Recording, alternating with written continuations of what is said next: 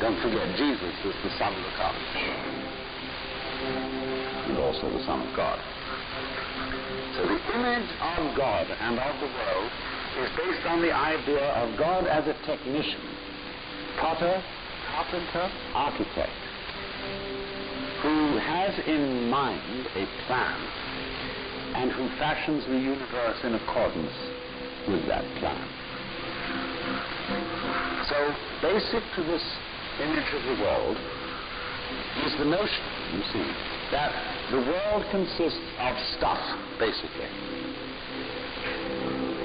Primordial matter, substance, stuff,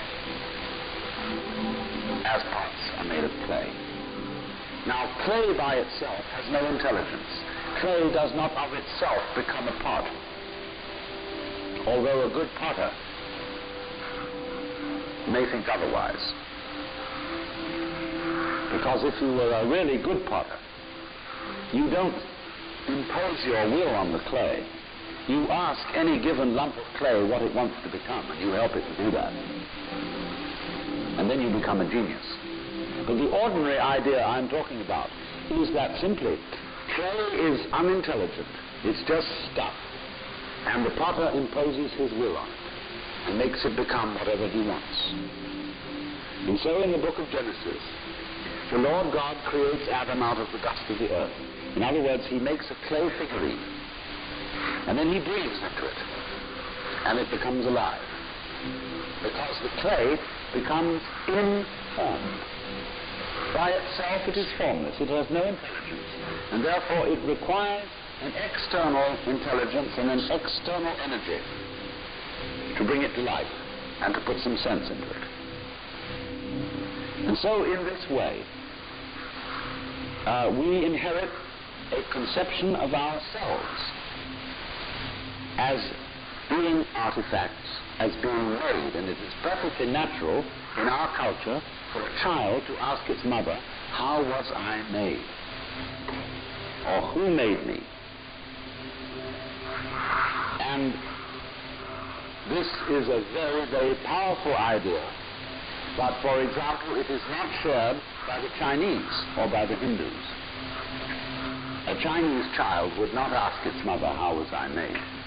A Chinese child might ask its mother, how did I grow?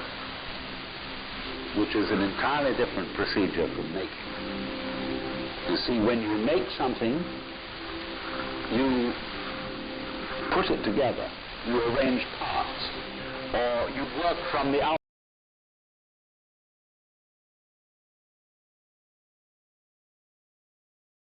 outside to the in. But when you watch something growing, it works in exactly the opposite direction. It works from the inside to the outside.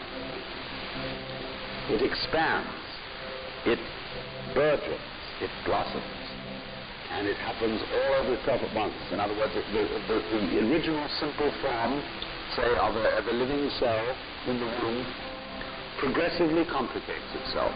And that's the growing process, and it's quite different from the making process. But we have thought historically, you see, of the world as something made, in the idea being that trees, for example, are constructions, just as tables and houses are constructions. And so there is, for that reason, a fundamental difference between the made and the maker. And this image, this ceramic model of the universe, originated in cultures where the form of government was monarchical, and where, therefore, the maker of the universe was conceived also at the same time in the image of the king of the universe. King of kings, Lord of lords, the only ruler of princes, who doth from thy throne behold all dwellers upon earth. I'm quoting the Book of Common Prayer. And so all those people who are oriented to the universe in that way feel related to basic reality as a subject to a king. And so they are on very, very humble terms in relation to whatever it is that works all this thing. I find it odd in the United States that people who are citizens of a republic have a monarchical theory of the universe.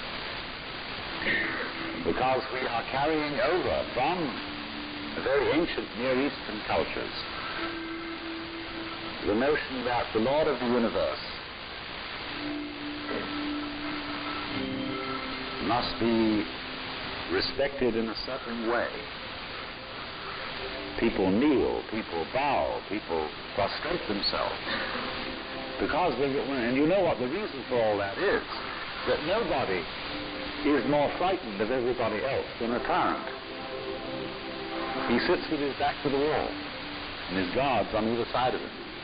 And he has you face downwards on the ground because you can't use weapons that way.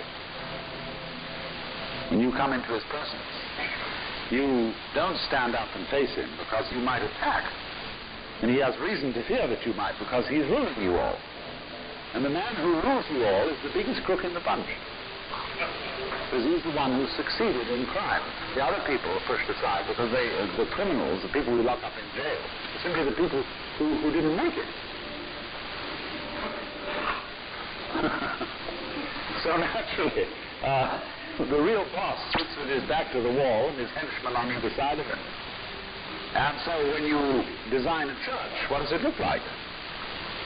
Catholic church with the altar as it used to be. It's changing now because the Catholic religion is changing. But the Catholic church has the altar with its back to the wall at the east end of the church. And there, the altar is the throne, and the priest is the chief vizier of the court, and he is making obeisance to the throne in front, but there is the throne of God, the altar. And all the people are facing it and kneeling down. And a great Catholic cathedral is called a basilica, from the Greek basileus, which means king. So a basilica is the house of a king. And the ritual of the Catholic Church is based on the court rituals of Byzantium. The Protestant Church is a little different, but basically the same. The furniture of a Protestant church is based on a judicial courthouse. The pulpit. The judge in an American court wears a black robe. He wears exactly the same dress as a Protestant minister. And everybody sits in these boxes. Like there's a jury box, there's a box for the judge, there's a box for this, a box for that. And those are pews in an ordinary kind of colonial-type Protestant church. So both these kinds of churches, which have an autocratic view of the nature of the universe, decorate themselves, are architecturally constructed in accordance with political images of the universe. One is the king and the other is the judge, Your Honor. There's sense in this. When in court you have to refer to the judge as Your Honor, it stops the people engaged in litigation from losing their temper, getting rude. There's a certain sense to that. But when you want to apply that image to the universe itself, to the very nature of life, it has limitations.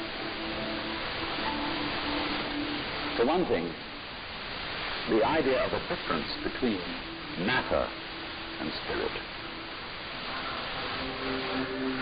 This idea doesn't work anymore. Long, long ago, physicists stopped asking the question, what is matter? They began that way. They wanted to know, what is the fundamental substance of the world? And the more they asked that question, the more they realized they couldn't answer it. Because if you're going to say what matter is, you've got to describe it in terms of behavior. That is to say, in terms of form, in terms of pattern. You tell what it does. You describe the smallest shapes of it that you can see. You see what happens? You look, say, at a piece of stone, and you want to say, well, what is this piece of stone made of? Well, you take your microscope, and you look at it, and instead of just this block of stuff, you see ever so many tinier things, little crystals. So you say, fine, so far so good. Now, what are these crystals made of? And you take a more powerful instrument, and you find that they're made of molecules. And then you take still more powerful instruments to find out what the molecules are made of, and you begin to describe atoms, electrons, protons, mesons, all sorts of subnuclear particles. But you never arrive at the basic stuff, because there isn't any. What happens is this: stuff is a word for the world as it looks when our eyes are out of focus, fuzzy. Stuff, the idea of stuff is undifferentiated as some kind of a goo. And when your eyes are not in sharp focus, everything looks fuzzy. When you get your eyes into focus, you see a form, you see a pattern. But when you want to change the level of magnification and go in closer and closer and closer, you get fuzzy again before you get clear. So every time you get fuzzy, you go through thinking there's some kind of stuff there. But when you get clear, you see a shape. And so all that we can talk about is patterns. We never can talk about the stuff of which these patterns is supposed to be made, because you don't really have to suppose that there is any. It's enough to talk about the world in terms of patterns. It describes anything that can be described. And you don't really then have to suppose that there is some stuff which constitutes the essence of the pattern in the same way that clay constitutes the ends of pots. Clay, and so for this reason, you don't really have to suppose that the world is some kind of helpless, passive, unintelligent junk which an outside agency has to inform and make it into intelligent shapes. So the picture of the world in the most sophisticated physics of today is not formed stuff, potted clay, but pattern. A self-moving, self-designing pattern, a dance. And we haven't yet, our common sense as individuals hasn't yet caught up with this. Well, now, in the course of time, in the evolution of Western thought, the ceramic image of the world ran into trouble and changed into what I call the fully automatic model or image of the world.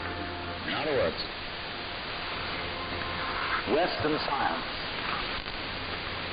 was based on the idea that there are laws of nature. And it got that idea from Judaism and Christianity and Islam.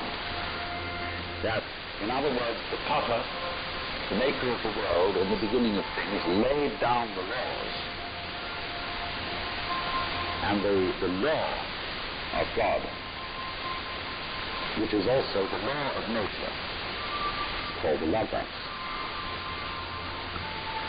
And in Christianity, the Logos is the second person of the Trinity, incarnate as Jesus Christ, who thereby is the perfect exemplar of the divine law.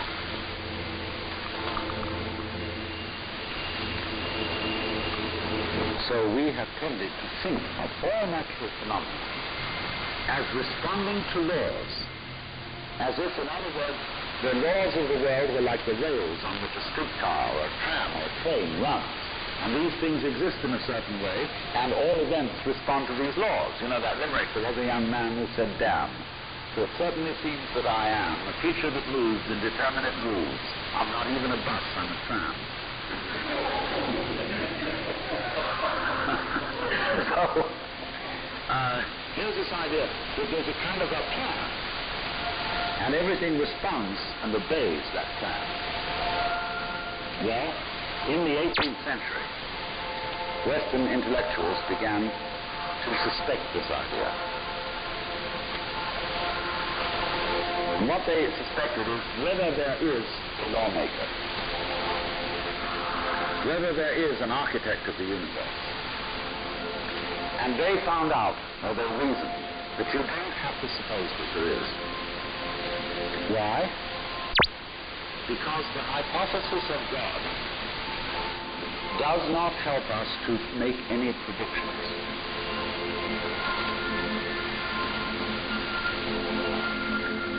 Nor does it, in other words, let's put it this way. If the business of science is to make predictions about what's going to happen, science is essentially prophecy. What's going to happen? By studying the behavior of the past and describing it carefully, we can make predictions about what's going to happen in the future. That's really the whole science. And to do this, and to make successful predictions, you do not need God as a hypothesis. Because it makes no difference. If you say everything is controlled by God, everything is governed by God, that doesn't make any difference to your prediction of what's going to happen. And so what they did was simply drop that hypothesis.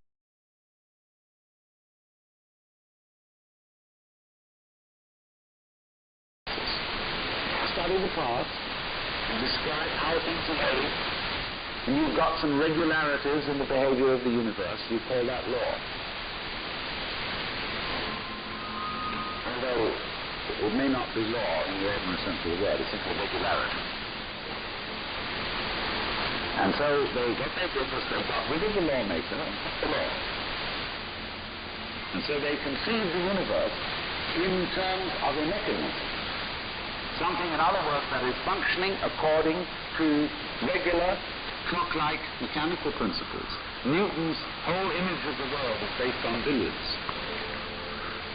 The atoms are billiard balls, and they bang each other around. And so your behavior, every individual, therefore, is defined as a very, very complex arrangement of billiard balls, being banged around by everything else. And so behind the fully automatic model of the universe is the notion that reality itself is, to use the favorite term of 19th century scientists, blind energy. In, say, the metaphysics of Ernst Haeckel and T.H. Huxley, the world is basically nothing but energy. Blind, unintelligent force. And likewise, in parallel to this, in the philosophy of Freud, the basic psychological energy is libido, which is blind lust. And it is only a fluke. It is only as a result of pure chances that, resulting from the exuberance of this energy, there are people with values, with reason, with languages, with cultures, and with love. Just a fluke. Like, 1,000 monkeys typing 1,000 typewriters for 1,000,000 years will eventually type the Encyclopedia Britannica. And, of course, the moment they stop typing the Encyclopedia Britannica, they will relapse into nonsense. And so in order that that shall not happen, because you and I are flukes in this cosmos, and we like our way of life, we like being human. If we want to keep it, say these people, we've got to fight nature, because it will turn us back into nonsense the moment we let it. And so we've got to impose our will upon this world as if we were something completely alien to it from outside. And so we get a culture based on the idea of the war between man and nature. We talk about the conquest of space, the conquest of Everest, and the great symbols of our culture are the rocket and the bulldozer. The rocket You know, compensation for the sexually inadequate male.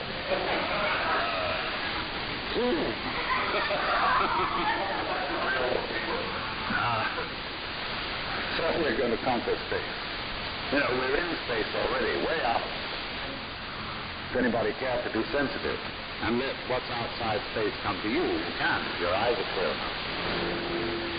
Aided by telescopes, aided by radio astronomy, aided by all the kind of sensitive instruments we can devise. We are as far out in space as we're ever going to get. But, you know, sensitivity isn't the pitch. Especially in the WASP culture of the United States, we define manliness in terms of aggression. You see, because we're a little bit frightened as to whether we are really men. And so we put on this great show of being a tough guy. It's completely unnecessary. You know, if you have what it takes, you don't need to put on that show. And you don't need to beat nature into submission. Why be hostile to nature? Because after all, you are a symptom. You, as a human being, you grow out of this physical universe in just exactly the same way that an apple grows off an apple tree. So let's say the tree which grows apples is a tree with apples, using apple as a verb. And a world in which human beings arrive is a world of peoples. And so the existence of people is symptomatic of the kind of universe we live in. You, as a human being, you grow out of this physical universe in just exactly the same way that an apple grows off an apple tree. So let's say the tree which grows apples is a tree with apples, using apple as a verb. And a world in which human beings arrive is a world of people. And so the existence of people is symptomatic of the kind of universe we live in. Just as spots on somebody's skin is symptomatic of chickenpox. Just as hair on a head is symptomatic of what's going on in the organism. But we have been brought up by reason of our two great myths, the ceramic and the fully automatic, not to feel that we belong in the world. So our popular speech reflects it. We say, I came into this world. You didn't. You came out of it. We say, face facts. We talk about encounters with reality.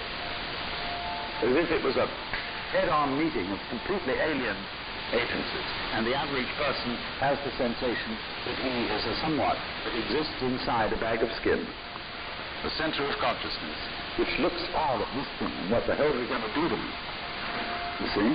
I recognize you. You kind of look like me, and I've seen myself in a mirror, and you look like you might be people. So maybe you're intelligent. Maybe you can love too. And maybe perhaps you're all right. Some of you are anyway.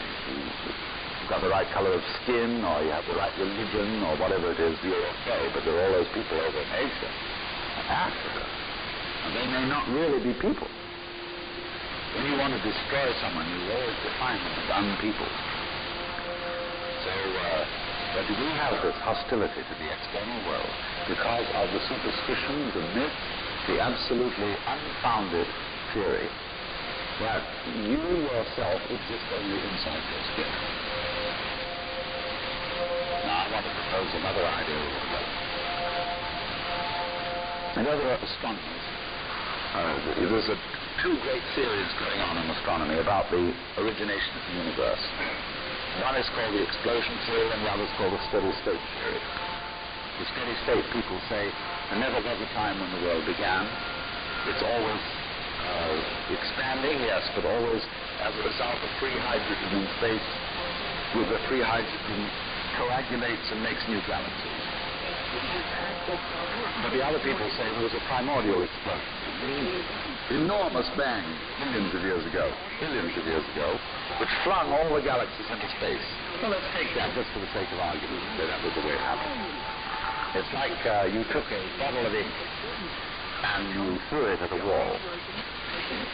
Smash, and all that heat spreads. And in the middle, it's dense, isn't it? And as it gets out on the edge, the little droplets are finer and finer and make more complicated patterns. See? So in the same way, there was a big bang in the beginning of things, and it spread. And you and I, sitting here in this room, the complicated human beings, are way out on the end of that bang. You hear the complicated little patterns on the end of it. Very interesting. But so we define ourselves as being only that. You can click on, and instantly, you think that you are only inside your skin. You define yourself as one very complicated little molecule, way out on the edge of that explosion, way out in space and way out in time. Billions of years ago, you were a big bang. Now, complicated human beings. And then we cut ourselves off, like this. And don't feel that we're still the Big Bang. The most famous but you are. that you can click on, and depends how you define yourself. Bible story.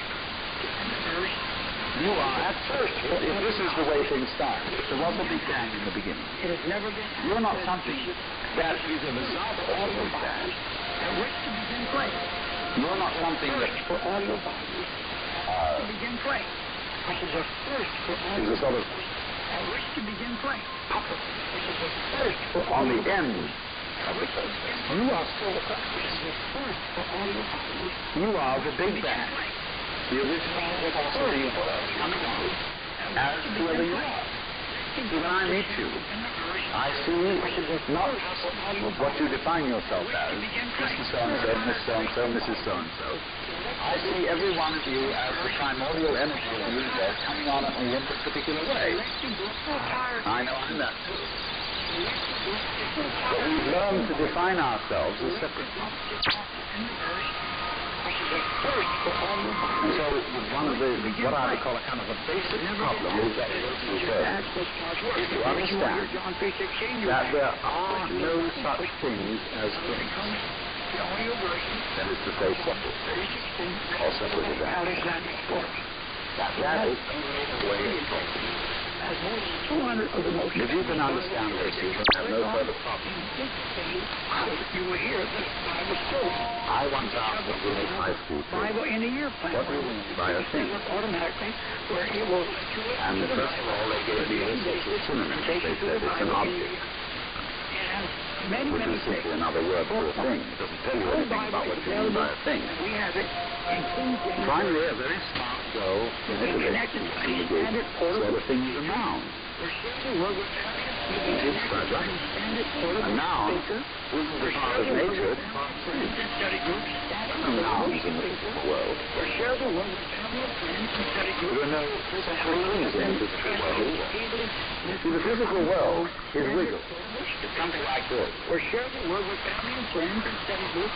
You can have a FM transmitter to people listen to it on the road. Maybe that's the cloud. Portable speaker. The cloud, mountains, trees, people, we have it. all wiggle. Version. You can connect And it to a standard. only when human beings get working at things, they build buildings in straight lines and try and make out that the world isn't really wiggly. But here are we sitting in this room all built on straight lines, but each one of us is as wiggly as all get out. Now then, The audio version of John 3:16. when you want to get control of something that wiggles, it's pretty difficult, isn't it? Has more than You try and pick up a fish in your hand, the fish is wiggling and it slips out. What do you do to get hold of the fish? You will hear the Bible. You use a net.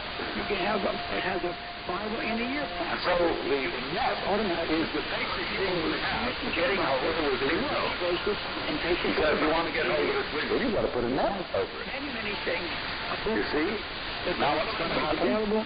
We have it. A net is something regular. You can connect it. And I can number the holes in the net. Or share the word with So many holes up, so many holes across. And if I can number these holes, I can count exactly where each wiggle is in terms of the holes in that net. That's the beginning of calculus, the art of measuring the world. But in order to do that, I've got to break up the wiggle into bits. I'm going to call this a specific bit, and this the next bit of the wiggle, and this the next bit, and this the next bit of the wiggle. And so these bits are singles or events. Bits of wiggles, which I mark out in order to talk about the wiggle, in order to measure it, and therefore in order to control it. But in nature, in fact, in the physical world, the wiggle isn't bitted. Like you don't get a cut-up fire.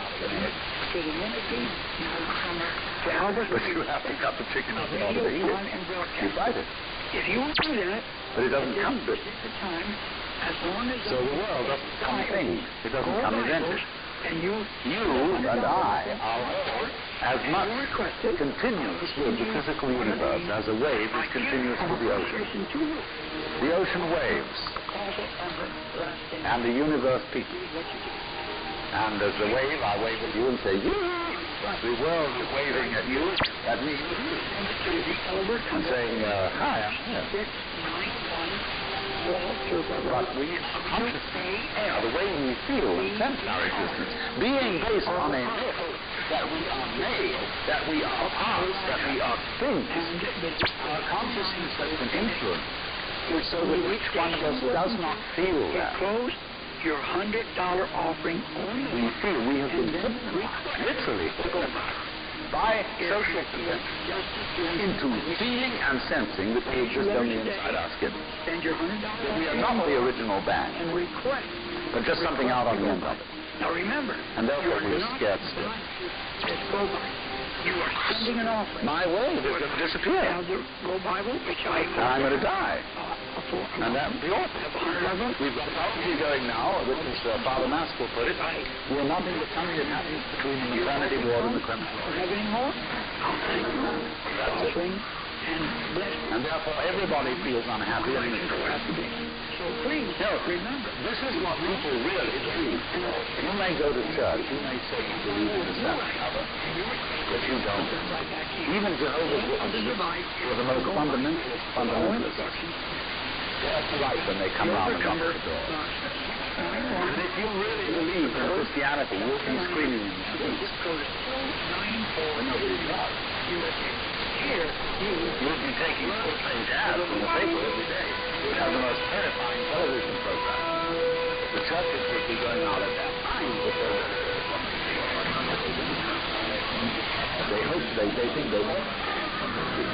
They believe they should believe, but they don't believe. Because what we really believe is the fully automatic communism.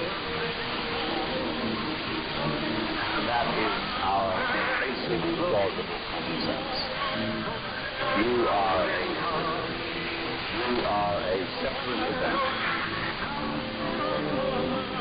And you run from the maternity ward to the crematorium, and that's it. The word of the Lord.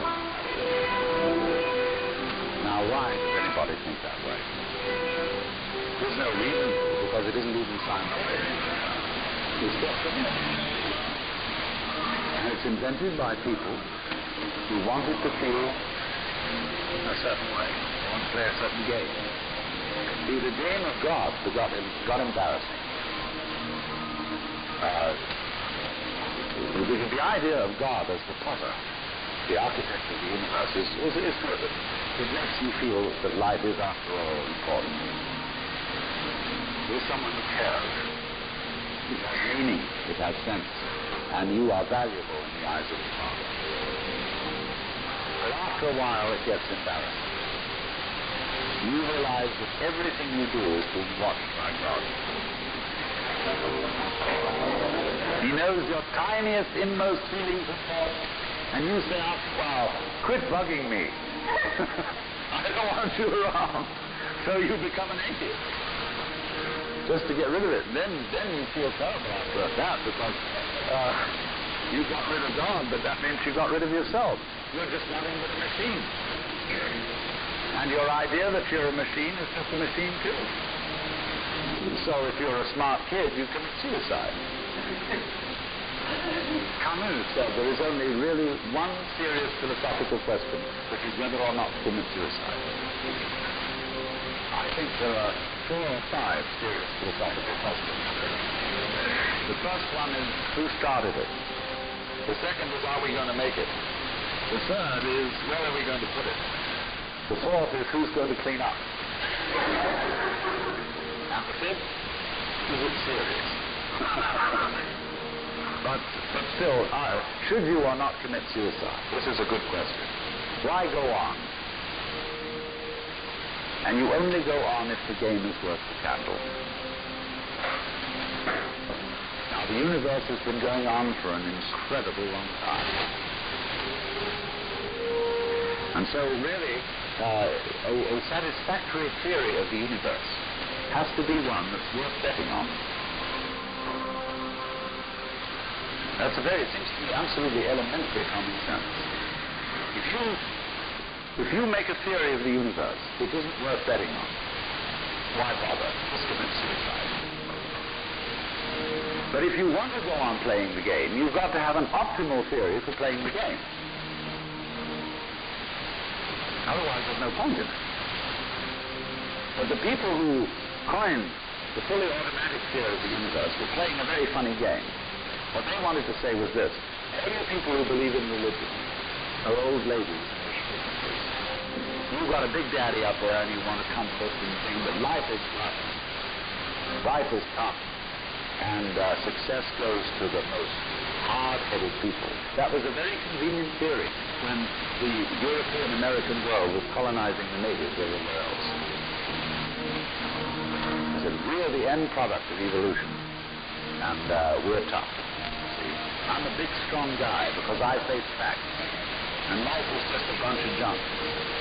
And I'm going to impose my will on it and turn it into something else. And I'm real hard. See, that's a way of flattering yourself. And so it has become academic plausible, in fact, that this is the way the world works. In academic circles, no other theory of the world than the fully automatic model is respectable. Because if you're an academic person, you've got to be an intellectually tough person. You've got to be prickly. There are basically two kinds of philosophy. One's called prickles, the other's called grooves. And prickly people are precise, rigorous, logical. They like everything chopped up and clear. Groove people like it vague. Well, for example, in physics, prickly people believe that the ultimate constituents of matter are particles. Groove people believe it's waves. And in philosophy, prickly people are logical positivists and groove people are idealists. And they're always arguing with each other. And what they don't realize is that neither one can take his position without the other person. Because you wouldn't know you advocated prickles unless there was somebody else advocating goo. You wouldn't know what a prickle was unless you knew what goo was. Because it is not either prickles or goo, it's gooey prickles and prickly goo. And they go together like back and front, male and female. And that's the answer to philosophy. See, I'm a philosopher. And I'm not going to argue very much, because if you don't argue with me, I don't know what I think. So if we argue, I say thank you. Because going to the courtesy of your taking a different point of view, I understand what I mean. So I can't get rid of you. But however, you see, this whole idea that the universe is just nothing at all but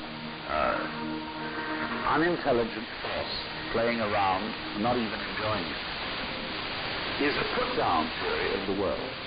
People who had an advantage to make, a game to play, by putting it down, and making out that because they put the world down, they were a superior kind of people. So, that just won't do. We've had it. Because if you seriously go along with this idea of the world, you are what is technically called alienated. You feel hostile to the world. You feel that the world is a trap. It is a mechanism, it's electronic and neurological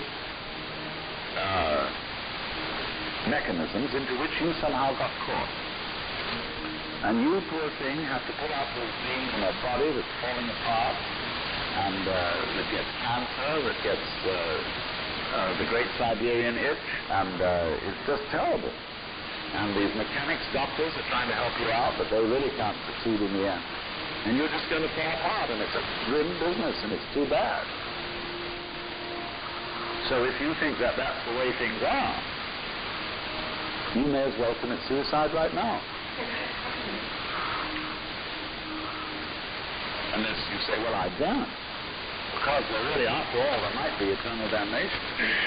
In the back of the thing, if I did that. Or then I identify with my children or something, and I think of them going on and without me and nobody to support them. Because if I do go on in this frame of mind and continue to support them, I shall merely teach them to be like I am. And they'll go on dragging it out to support their children, and they won't enjoy it, and they'll be afraid to commit suicide, and so will their children. They all learn the same lesson. So you see, all I'm trying to say is that the basic common sense about the nature of the world that is influencing most people in the United States today, the fully automatic model, is simply a myth. If you want to say that the idea of God the Father with his white beard on the golden throne is a myth, in the bad sense of the word myth, so is this other one. It's just as phony and has just as little to support it as being the true state of affairs. Why? Let's put this way. If there is any such thing at all as intelligence and love and beauty, well, you found it in other people. In other words, it exists in us as human beings. And as I said, if it is there in us, it is symptomatic of the scheme of things. We are as symptomatic of the scheme of things as the apples are symptomatic of the apple tree or the rose of the rose bush.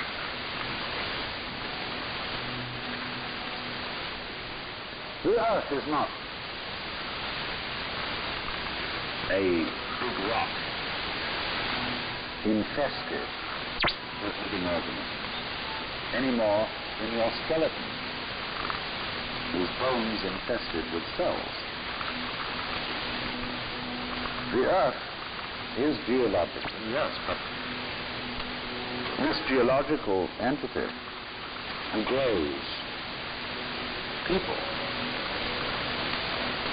and our existence on the earth is a symptom of the solar system and its balances, as much as the solar system in turn is a symptom of our galaxy, and our galaxy in its turn is a symptom of the whole company of galaxies. Goodness only knows what that is. But you see, when as a scientist you describe the behavior of a living organism, you try to say what a person does. It's the only way in which you can describe what a person is. Describe what they do. Then you find out that in making this description, you cannot confine yourself to what happens inside the skin. In other words, you can't talk about a person walking unless you start describing the floor. Because when I walk, I don't just dangle my legs in empty space. I move in relationship to a room. And so, in order to describe what I'm doing when I'm walking, I have to describe the room. I have to describe the territory. So, in describing my talking at the moment, I can't describe this just as a thing in itself, because I'm talking to you. And so, what I'm doing at the moment is not completely described unless your being here is described also. So if that is necessary, if in other words, in order to describe my behavior, I have to describe your behavior and the behavior of the environment, it means that we've really got one system of behavior. That what I am involves what you are.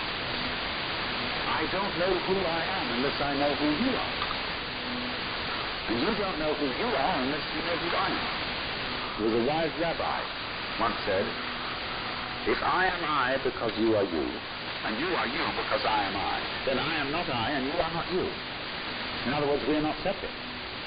We define each other. We're all backs and fronts to each other.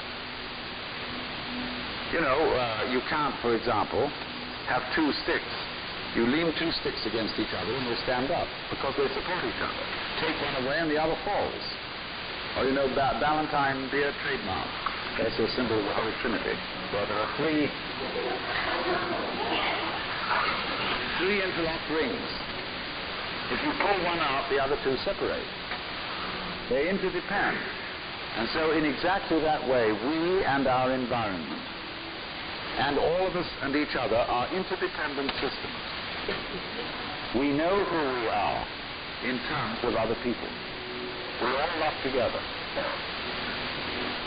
And this is, again and again, the serious scientific description of how things happen. And to such an extent that any good scientist knows, therefore, that what you call the external world is as much you as your own body. Your skin doesn't separate you from the world, it's a bridge through which the external world flows into you, and you flow into it. Just, for example, as a whirlpool in water. You could say, because you have a skin, you have a definite shape, you have a definite turn. Right? Here is a flow of water, and it suddenly does a whirlpool. And then it goes on. The whirlpool is a definite form, but no water stays put in it. The whirlpool is something the stream is doing. And exactly the same way, the whole universe is doing each one of us. And I see you today, and I recognize you tomorrow, just as I would recognize a whirlpool in the street. That's serious. I've seen that whirlpool before. It's just near so-and-so's house on the edge of the river. It's always there. So in the same way, when I meet you tomorrow, I recognize you. You're the same whirlpool you were yesterday. But you're moving. The whole world is moving through you. All the cosmic rays, all the foods you're eating, the stream of steaks and milk and eggs and everything is just flowing right through you. And you're wiggling the same way. The world is wiggling. The stream is wiggling you. And the problem is, you see, we haven't been taught to feel that way. The myths underlying our culture and underlying our common sense have not taught us to feel identical with the universe. But only parts of it, only in it, only confronting it, aliens. And we are, I think, quite urgently in need of coming to feel that we are the eternal universe, each one of us. Otherwise, we're going to go out of our heads. We're going to commit suicide, collectively, with courtesy of H-bombs. And, all right, supposing we do, well, that will be that, and it will be life making experiments on other galaxies. Maybe they'll find a better game.